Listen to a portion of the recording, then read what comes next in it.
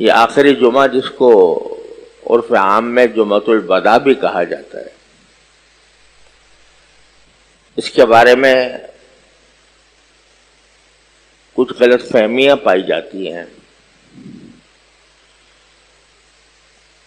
ان غلط فہمیوں کے بارے میں کچھ مختصر باتیں پہلے میں عرض کرتا ہوں، اس کے بعد ہمیں اس جمعہ میں کیا کرنا چاہیے اس کے بارے میں بھی عرض کروں گا انشاءاللہ۔ غلط فہمی یہ پائی جاتی ہے کہ یہ جمعۃ الوداع کوئی تقریب ہے یا کوئی خصوصی دن ہے، اور بعض حضرات نے اس دن کے ساتھ کچھ مخصوص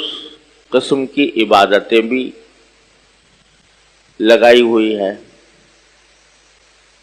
کہ اس جمعۃ الوداع کے اندر فلاں نماز پڑھی جائے اور اس میں فلاں میں فلاں رکعت میں فلاں سورت پڑھے اور فلاں رکعت میں فلاں سورت پڑھیں اور اتنے تعداد میں پڑھیں، تو خوب سمجھ لیجئے کہ اس کی کوئی اصل نہیں، کوئی بنیاد نہیں۔ جس طرح رمضان کے اور جمعہ مبارک ہیں، اسی طرح یہ جمعہ بھی مبارک ہے۔ البتہ چونکہ یہ خیال ہوتا ہے کہ شاید یہ رمضان کے اندر جمعہ کا آخری موقع ہو، اس لیے ذرا اس میں کچھ رجوع اللہ کی زیادہ توفیق ہو جائے تو اچھی بات ہے، لیکن کوئی شریعت نے کوئی یہ عید کا دن نہیں بنایا یا کوئی تہوار نہیں بنایا۔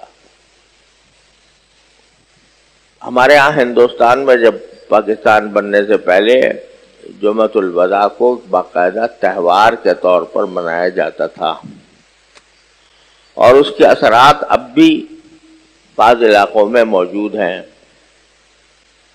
اس کے لیے نئے کپڑے بنائے جاتے تھے جیسے عید کے لیے بنائے جاتے ہیں،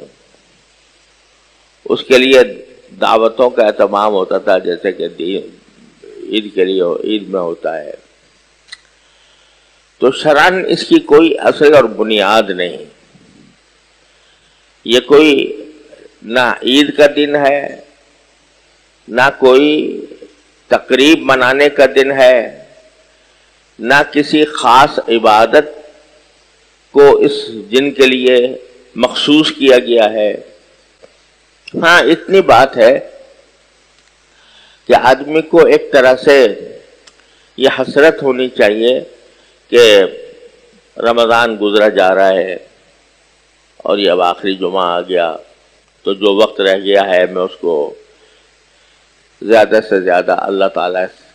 سے رجوع کرنے میں استعمال کروں، تو اس حد تک اس کا ایک تقدس بے شک موجود ہے۔